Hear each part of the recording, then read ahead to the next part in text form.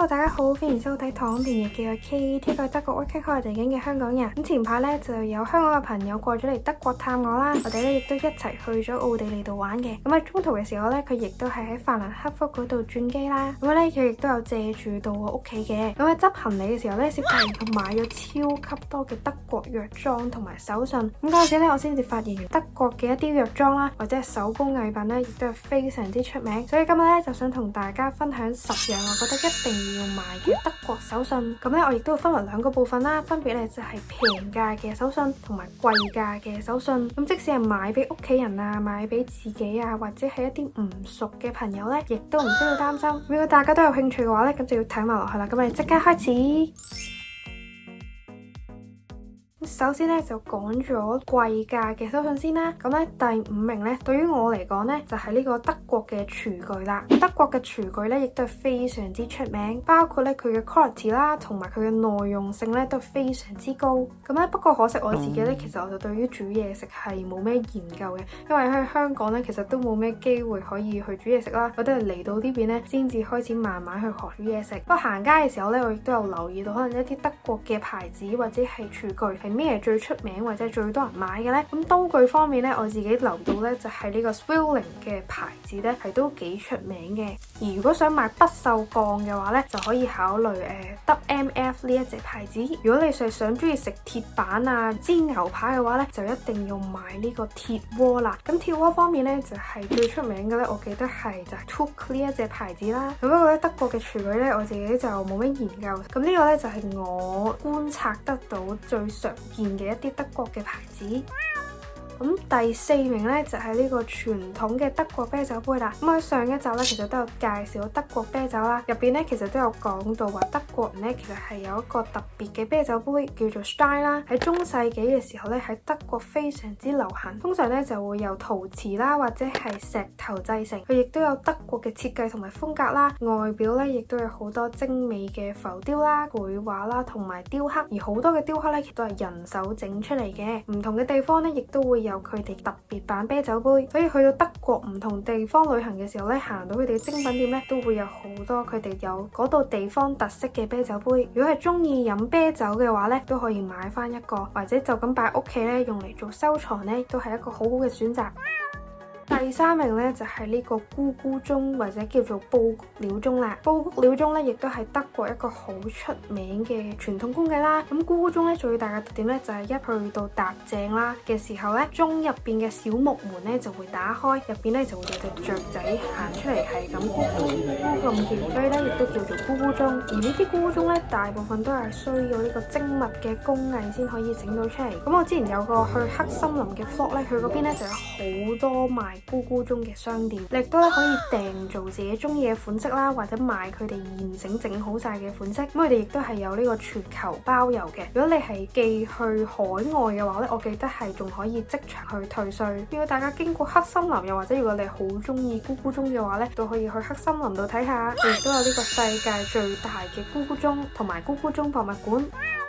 第2名咧，我覺得一定要買嘅咧就係佢哋嘅聖誕手工藝品啦。德國人咧對於過聖誕咧係非常之講究，佢哋除咗會有好多聖誕市集啦，聖誕樹咧亦都會特登去挑選。咁聖誕市集咧亦都有好多好靚嘅手工藝品。咁其中咧有5樣咧，我自己咧就非常之中意嘅。第一樣咧就係呢個聖誕金字塔啦。咁佢咧就係一個蠟燭嘅裝置啦，由好多層組成。咁最頂咧就會有個葉，咁每一層咧有一啲唔同嘅聖誕場景。例如係耶穌啊、天使啊、牧羊人啊等等。咁當你喺下面點蠟燭嘅時候咧，熱空氣咧就會上升啦，咁亦都會帶動最上面葉片轉動嘅，咁咧就非常之有呢個聖誕嘅氛圍。第2樣咧就係呢個胡桃夾子啦。咁有睇到胡桃夾子嘅芭蕾舞劇嘅話咧，就係源自於一個德國作家寫嘅故事。咁胡桃夾子咧，佢就係一種木製嘅玩具啦，通常咧就會係士兵啊或者係國王等等嘅形狀。除咗裝飾用途之外咧，佢哋亦都係可以開呢個堅果或者核桃，都係以呢個雕刻啦而聞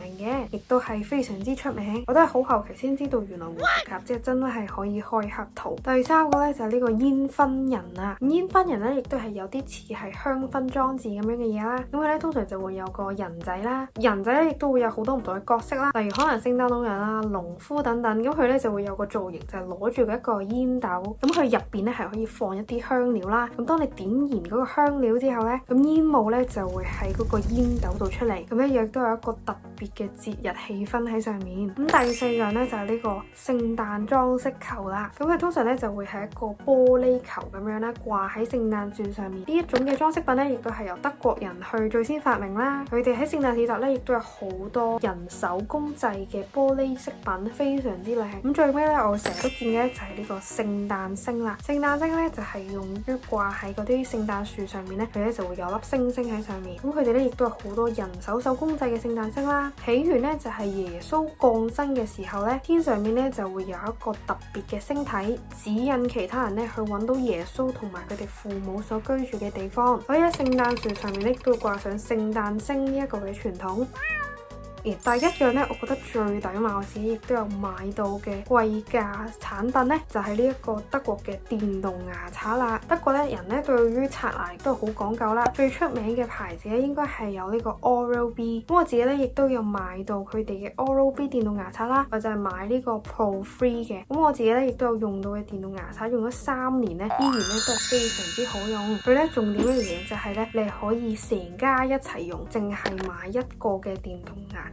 佢哋嘅電動牙刷咧個刷頭可以掹出嚟，咁你唔同人用啊嘅時候咧就可以用翻自己嘅刷頭，咁就唔使買咁多嘅電動牙刷。同埋佢電動牙刷咧亦都係清潔得非常之乾淨啦。佢哋咧亦都有好多賣牙科產品嘅專櫃啦，都有唔同類型嘅刷頭，例如係美白啦、深層清潔啦、敏感牙齒啦等等等等。咁如果覺得哇 Oral-B 呢款太貴啦，佢哋亦都有 DM 自己本身出嘅牌子啦，都係平好多嘅。我記得如果你係淨係轉頭嘅話咧，唔要其他力度啊、其他功能嘅話咧，10歐咧就已經有得找啦，即係大概80幾蚊嘅港幣。咁如果你係想買一款電動牙刷做入手，但係又唔想花咁多錢嘅話咧，呢個亦都係一個好好嘅選擇。DM 咧亦都有出到佢哋嘅水牙線啦，個價錢咧亦都係比起其他牌子嘅平好多。我記得好似係25歐左右咧，你就已經可以有噶啦。佢亦都有好多額外嘅款啦，例如可能係小朋友嘅刷牙款啊，佢亦都有好多裝飾啊，唔同嘅款式、唔同嘅顏色，都有一個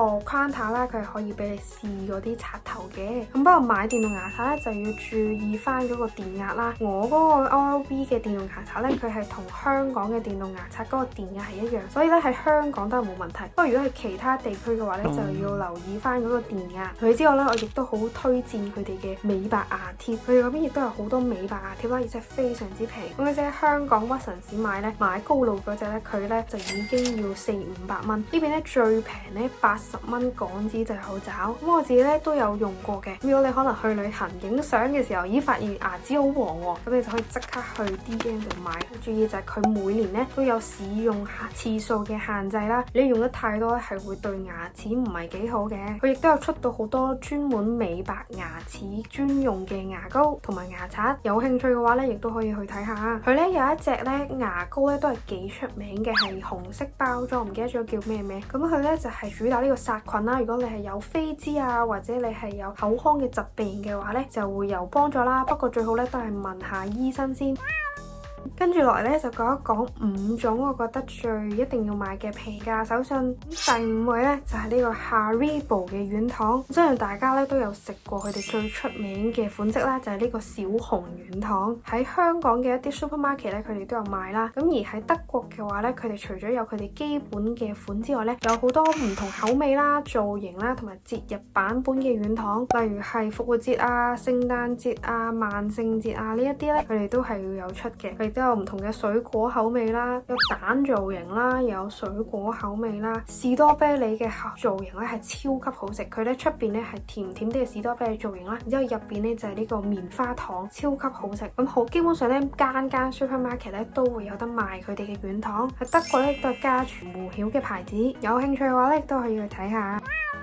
咁第4名咧，我認為一定要買嘅咧就係佢哋嘅茶啦。大家知唔知道外國人感冒嘅時候咧係會做啲咩？係睇醫生食藥，唔係啊，係飲茶。咁佢最出名咧 DM 咧，我記得好似係一個叫做最常飲嘅咧就係呢個 Bad Heilbrunner 嘅一個出品嘅茶啦。佢都係德國好出名一個製茶嘅公司啦，主打咧就係呢個草藥嘅茶。咁佢咧亦都有針對唔同功效產生嘅茶啦，例如佢哋係有瞓覺嘅茶啦、減壓嘅茶啦、咳啊或者感冒佢哋亦都有一個專用嘅茶。咁就係一盒咧都係1.25歐元，非常之平，買俾朋友可能做手信咧就非常之適合啦。咁第二，如果你係唔需要呢啲功效茶，亦都可以試下呢一間嘅公司整嘅茶啦。佢個名就叫做 Mesmer。咁佢最出名嘅咧就係佢哋嘅水果茶同埋花茶系列啦。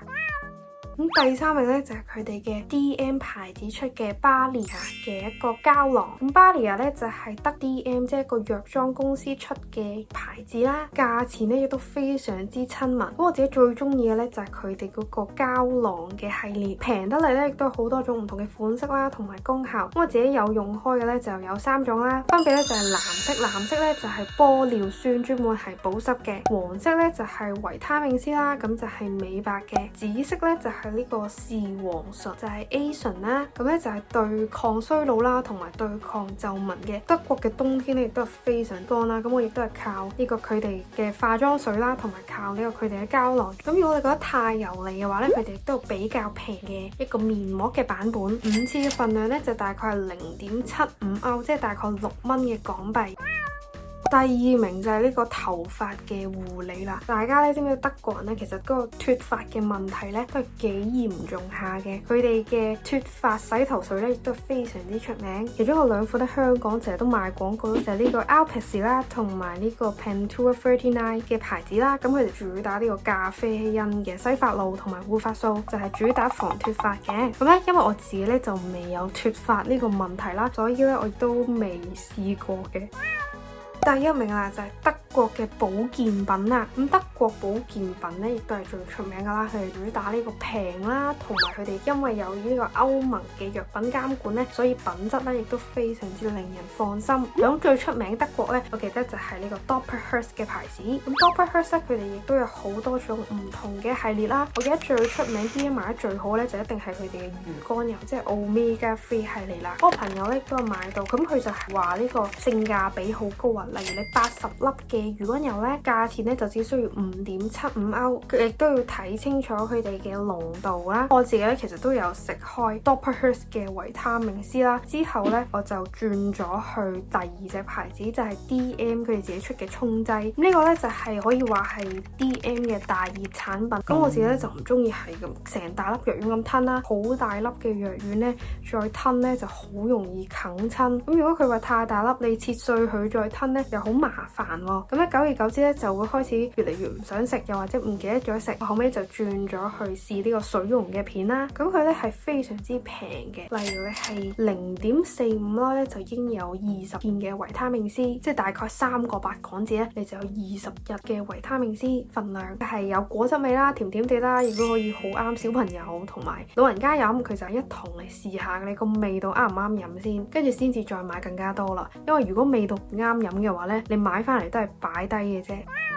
咁而如果係買手信嘅鋪頭嘅話咧，通常最大間、最大最連鎖咧就係呢個 DM 啦。基本上差唔多係行可能5分鐘就已經會有一間 DM 啦，而且佢入邊嘅貨品咧亦都好大、好齊全啦。又或者亦都有好多另外嘅鋪頭啦，分別就係 Rossmann 同埋呢個 Müller 嘅。咁 Rossmann 咧就係買一啲比較生活化嘅用品比較多嘅，咁美妝咧就會比較少啦。DM 咧就係涵蓋得嘅範圍比較多啦，佢係生活用品啊、美妝啊，佢哋好多自己出嘅牌子啦，一啲保健嘅藥品啦，咩都有。而 Müller 咧就比較多美妝嘅，佢哋亦都有好多專櫃嘅化妝品牌啦，同時咧亦都有好多嘅電器。咁今集躺平日記咧就嚟到呢度啦。如果你想睇更加多關於德國嘅一啲名物推介嘅話咧，都可以 subscribe 我嘅 channel。如果你中意呢條影片覺得幫到你嘅話咧，就可以 like、comment 同埋 share。咁我哋就下一集再見啦，拜拜。